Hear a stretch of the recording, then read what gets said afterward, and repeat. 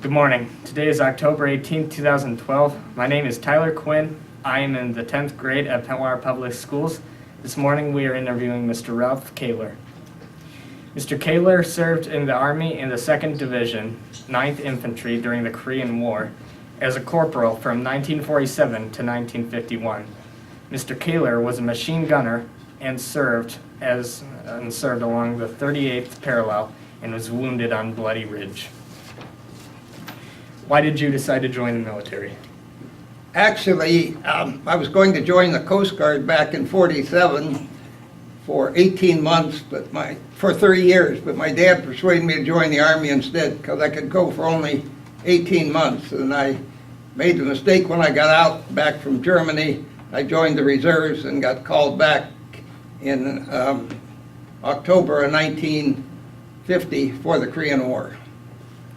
Which branch did you serve in? I was originally Quartermaster Corps, but I came back in as an infantryman. How old were you? When I got called back, I could see I was 22 years old. Where was your boot training? At Fort Campbell, Kentucky. We got training from the airborne, and I never really got to hating the Chinese or the North Koreans, but I hated the airborne. They really gave us a tough refresher course. They never let the airborne and the reserves in town at the same time. We would have killed each other. What was boot camp like? It was nasty. It was nasty. I never drank coffee until one night we came in about 2 o'clock in the morning from freezing rain, and they had hot coffee, and I would have drunk battery acid as long as it was hot. After boot camp, did you feel prepared for active service? Would I feel prepared for active service? I don't think you ever do. I didn't have any machine gun training or anything until I got to 2nd Division. Did you receive any advanced training?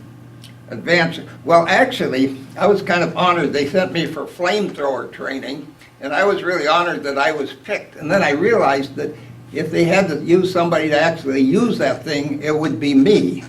And one bullet in that tank and I would be toast. Fortunately, I never had to use it. Where was your first overseas destination? Well, in '47, I went to Germany. We were along the East German border. That was before the Berlin crisis. And then coming back, when I got called back in Korea, I went in up at Hungnam in North Korea. And that was a port city. And the Marines were trapped on the Chosin Reservoir when the Chinese came in. When the Chinese came in, they hit the rear, they came out of the mountains behind Army and Marine units. And the Army took off, headed south. It was known as the Big Bug Out. But the Marines, nobody told them to stop, so they kept going north until finally they realized, hey, and they pulled back to on the Chosin Reservoir, and they dug out an airfield under continual fire for the planes to come in and take out the wounded. And they came back a valley with the Chinese on either side, way below freezing, way below zero. And they came out in good order and brought their wounded and a lot of Army personnel that ended up making the Marine perimeter. How were your feelings on this? Well, I don't know particularly the feelings. I felt tremendous admiration for the Marines. I mean, I was Army, but I feel a Marine regiment's worth an Army division. Those guys were, and they came back. I was working mostly inside, scheduling them onto ships that go out. We left on Christmas Eve of 1950, and I left, that was the last day we were in North Korea. And I helped set fire to the port facilities before we left.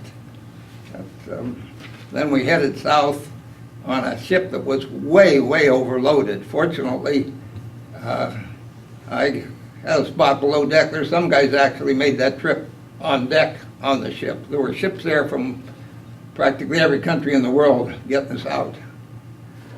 What were the general feelings about the overall withdrawal? Well, of course, it was pretty much of a rout. The Army was routed because they were struck. The rear units were struck first, and it was a disorganized retreat. But the Marines did firm up and hold, and it was my part a feeling of real admiration for these guys that did the impossible. They came out, brought their wounded, and made it, and they never should have gotten out. The Chinese had been a little more alert. They could have probably kept them from getting out. So, What combat areas were you assigned to, and what were your overall duties? well, originally when I came back, they sent me to clerk typist school originally, but I have no coordination and I never really learned to type. And I was typing orders for these guys to go out, but I did a very poor job of it. I stayed up all night trying to learn to type, figuring I might become what they called a Remington Raider, a typist, and stay out of the actual infantry. But when I got back, they gave me a typing test, and which I flunked, and my plan of learning to type didn't work, so I ended up sent out. Originally, I went to kind of a goof-off outfit. It's called SAG. And when I got there, they said, guy said, you're going to that guerrilla fighting outfit on the river, and I was terrified. Guerrilla fighting, what? Well, supposedly we were supposed to fight guerrillas that got behind our lines, but we hardly ever found any. One time I was leading a patrol, and we were supposed to find a Chinese outpost behind our lines. Well, it turned out it was a Dutch outpost. And they called down to us and said, be careful, there's landmines on the left, keep to the right. And we'd been taking turns who went first, point man. And it was my turn to be on point, but we were all relaxed then because we knew we were safe. And this kid, Eddie Johnson from Irontown, Ohio, was ahead of me. And he stepped on a landmine, which I would have stepped on. And it took us about half an hour to find his body down in a ravine. But that was about the only thing that happened while I was in. It was Special Activities Group, which sounds pretty impressive, but it wasn't a very impressive place. The colonel was a friend of General Almond, who was a friend of MacArthur's, and they gave him this so he could get a promotion, I guess.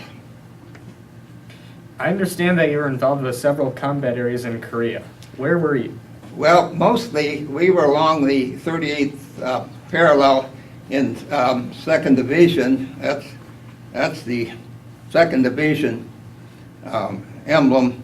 We call it 2nd to none, the Indian Head Division. And we were mostly along the East Coast. We would periodically go on line and come off line, though I spent most of the time in reserve. I was fortunate I went to 2nd Division late in May, and this was after what they called the May Massacre, where we lost our whole mortar platoon and a good part of Charlie Company. But I got there after that. You have an interesting story about Red Dixon. Care to share it? About what? Red Dixon. Oh, Red Dixon. He was in my Sunday school class back at the First Methodist Church in Alliance, Ohio. His dad ran a grocery a couple blocks from our house.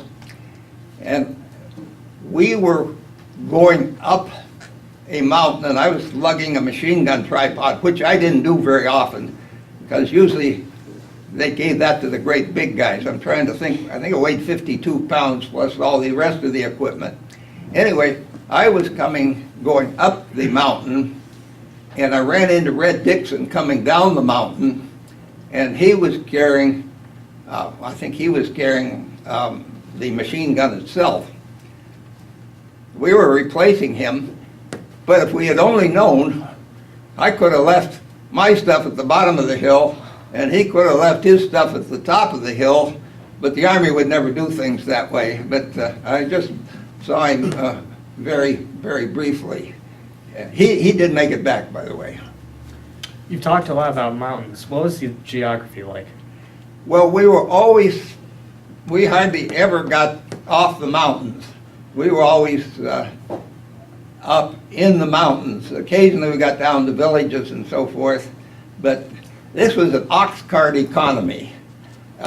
When you went in, people were living in basically like adobe houses with straw roofs, no interior plumbing. You got inside, didn't smell real good. They heated this house. They would have a tunnel under the floor, and they would light the fire in the tunnel, and it would draw across out the wood chimney on the other side, which frequently caught fire. But it would heat the floor there. And one night we were in one of those and put too much fire in there, and boy, that floor got hot. It drove us right out of there. We had ammunition piled in the center. We figured we'd better get it off there before it might go off. What was your mission? What was your mission in the Battle of Bloody Ridge? Do you have any specific memories you would like to share?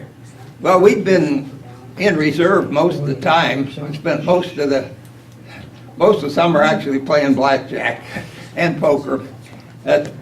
We did get called up late in August in support of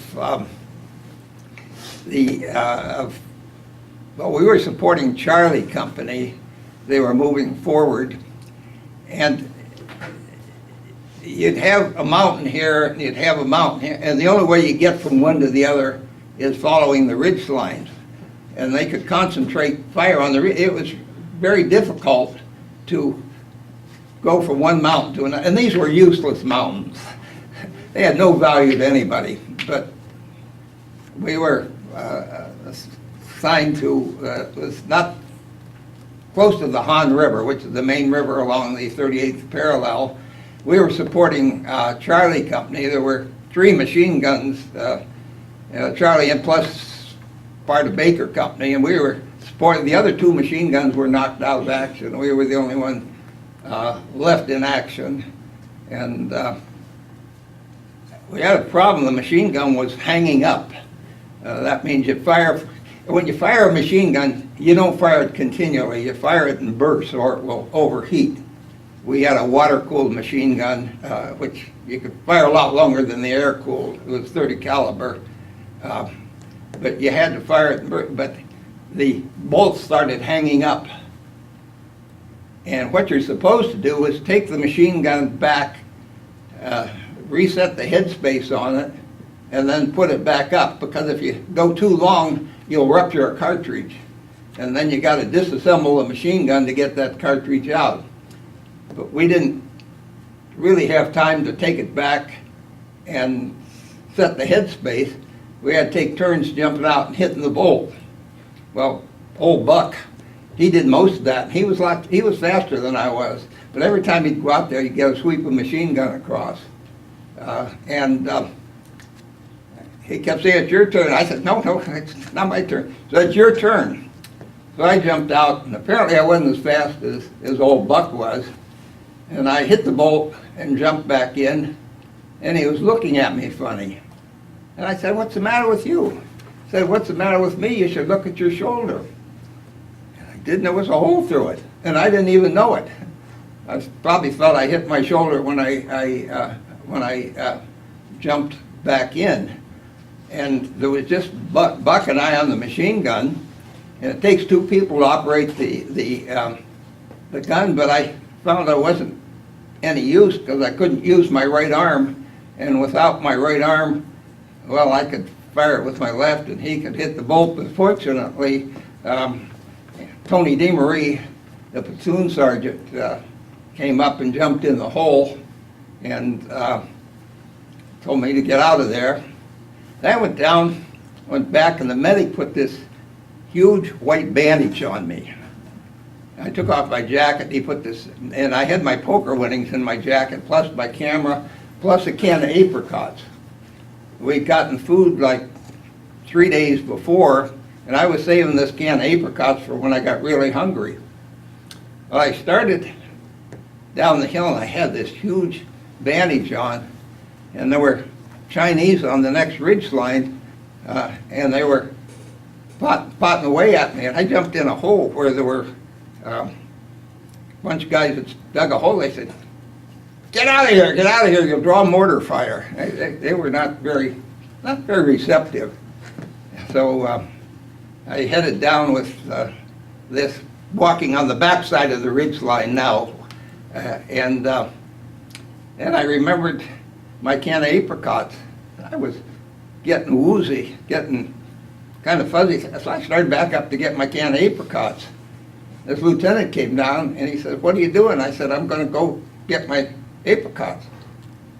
He said, you're going to get yourself killed for a can of apricots? And I realized that didn't make much sense. So we headed on down, and I was getting woozier and woozier.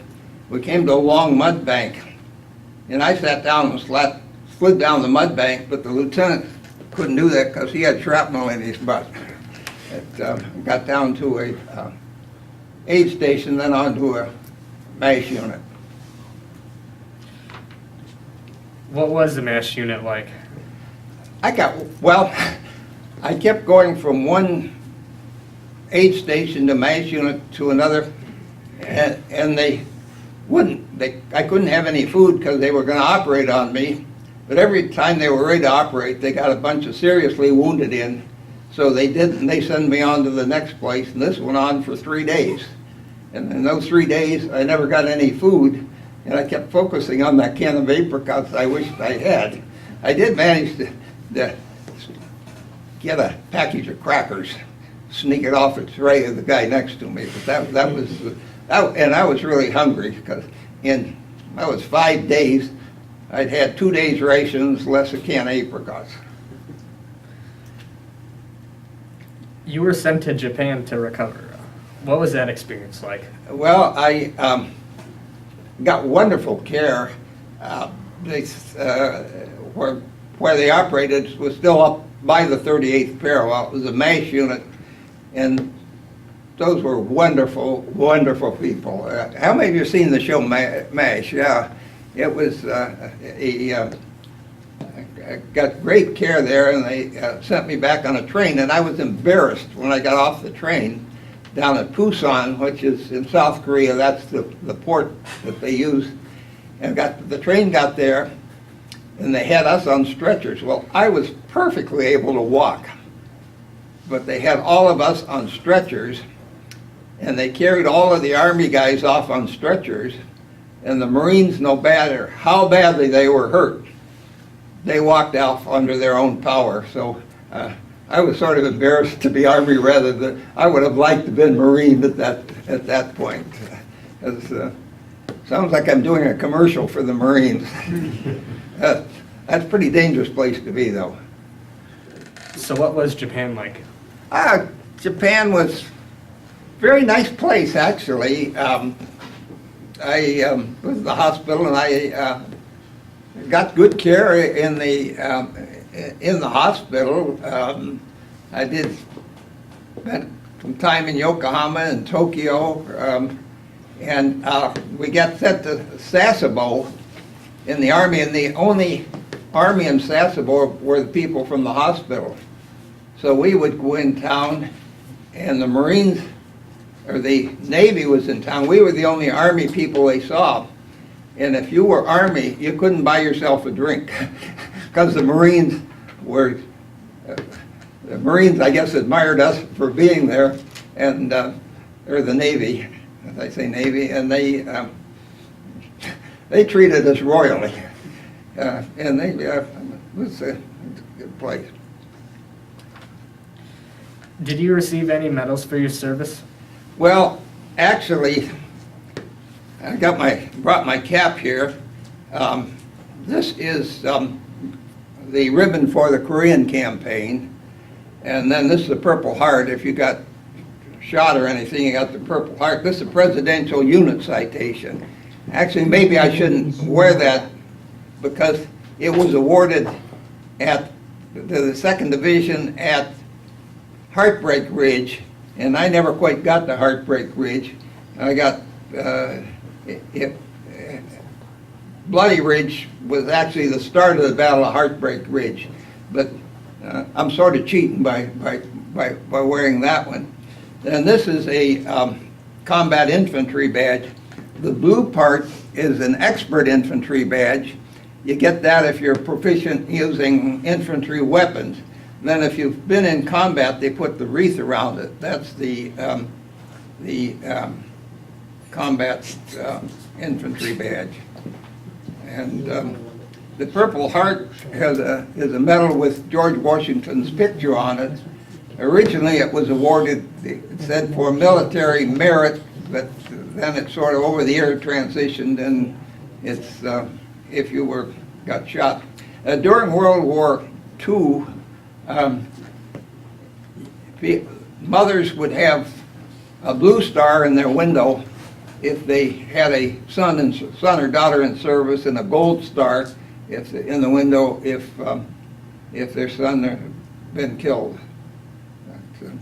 Fortunately, my mother, if she'd had anything, would have only had a blue star. I wouldn't want her to have a gold star. Are there any other specific memories or story from your career that you would like to share? Well, people react differently. My whole point in life is that nothing bad will ever happen to me, and very few bad things ever happened to me. So I never thought I was going to get hurt. Never. So an old buck that was in the hole with me, he was constantly terrified. He thought he was going to be killed the next minute every single day. And he spent a much tougher war than I did, but he never actually got shot. I got together with these guys while I was down when they dedicated the Korean War Memorial in Washington. And it's a bunch of guys, Army, Navy, Marine, in ponchos in the rain. And it's impressive. And they have the list of all the guys that were killed. And I looked up the guy that stepped on the landmine. Please describe some of your ups and downs while in the military. Ups and downs while I was in the military. Well, my time in Germany was kind of boring, and I didn't really have any downs other than when I flunked their typing test and realized I was going to have to go to, when I got to the machine gun platoon, Tony Demery, the sergeant, said, "Any of you guys know anything about mortars or machine guns?" Well, the only thing I knew about mortars was they fired them from behind the hill, which was much safer than machine guns up on top of the hill. So I said mortars. So where do you suppose they sent me? This is the Army. Machine guns. I think I ended up there because I was a corporal, and they had an opening for an instrument corporal. And Demery said, you are the instrument corporal. And I said, what do I do? And he read the book. The instrument corporal shall maintain, calibrate, and utilize instruments for the indirect fire machine gun. I said, you might like from behind the hill like a mortar? He said, yeah. I said, my kind of job, where are my instruments? There ain't no instruments. I said, no. He said, they done away with them in 1937. And I said, what do you do? And he said, you lugs ammo. I said, I don't lug ammo, I'm a corporal. He said, well, that'll make it tough, but we can still learn you how to do it. How was the service different from what you expected? How was my service? Well, when I joined the Army, I joined to get the GI Bill. I had 2 sisters in college, and I thought, this is too much for the old man. So I expected I would just go to do my 18 months, there was no war going on, and go back to college. But they let me out a day early if I joined the reserves. And this was not the smartest thing I ever did, because I was in the reserves. Well, then I joined the active reserves because you could earn some extra money. But then the Korean War started, and I thought, they're going to call up the active reserves, I'm dropping out. So they called up the inactive reserves, and the active reserve unit I was in never got called up. That was sometimes you outsmart yourself. How was the military food? What were the rations like? Well, we got C rations, which consisted of 3 cans of corned beef hash or bean. One time I got 3 cans of beans, ham and beans, bacon and beans, and I don't know, beans and beans. And the poor guy that shared my pup tent that night, he suffered for it. No. Nobody would swap with me. What were the living conditions like where you were stationed? Living conditions, well, online we slept, well, when we were in reserve, we're supposed to sleep in bunkers, and those were logged over with sandbags and so forth, but I have claustrophobia, and I can't stand to be in an enclosed spot. So I slept on top of the bunkers, and the Chinese, just to annoy us, would send over an artillery round like every 15 minutes. And they were playing with our minds because every once in a while they wouldn't send one over. And you'd wake up, what was that? What was that?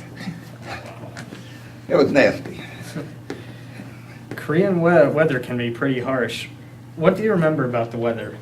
Well, I remember just how bitter cold it was. I've written a poem which I leave you off a copy of, The Leaning Latrine near Angangni, the story of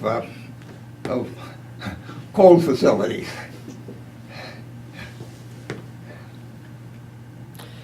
Did you receive any letters from home?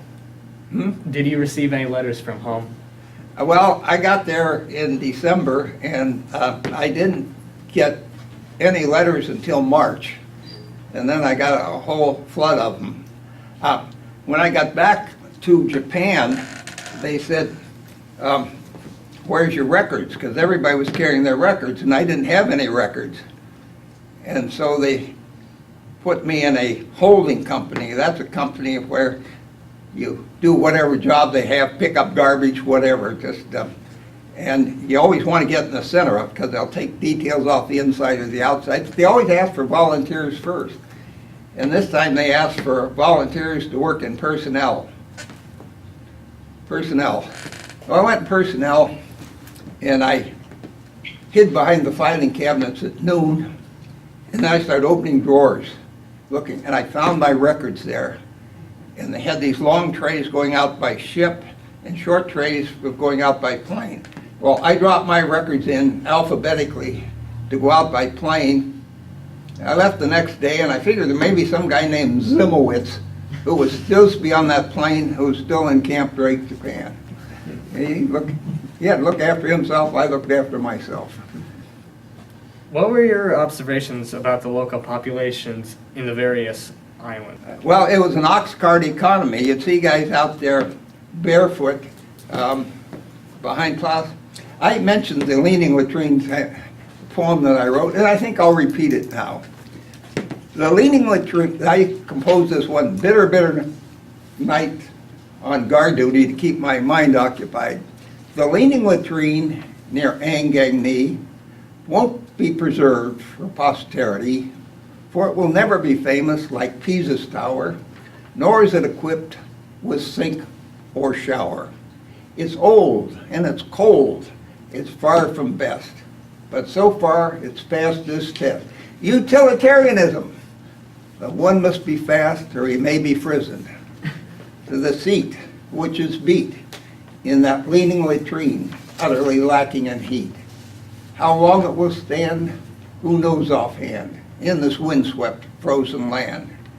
But when it falls with clatter and din, I pray the Lord I'm not within.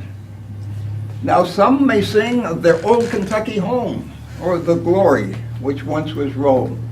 But as for me, I just sit and freeze in that leaning latrine, now leaning about 10 degrees. Wow. What was your most exciting military experience that you remember? Most exciting experience. Well, I guess that day on Bloody Ridge, it was pretty exciting. As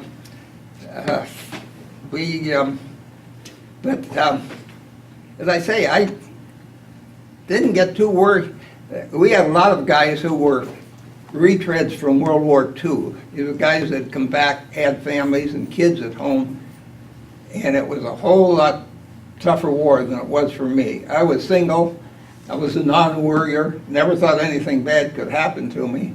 So, and the brave people are guys like old Buck, who was constantly scared, constantly terrified, but did it anyway. Those are the brave guys. And you hear about post-traumatic stress syndrome, and I had very little actual combat time, but I got home and I was so hyped up for about a year and a half, I just couldn't calm down. I couldn't calm. And I got back to Japan and I felt so guilty because they were still over there getting shot at and I was perfectly safe. And it's hard to make that adjustment from being in extended periods of danger to being perfectly safe.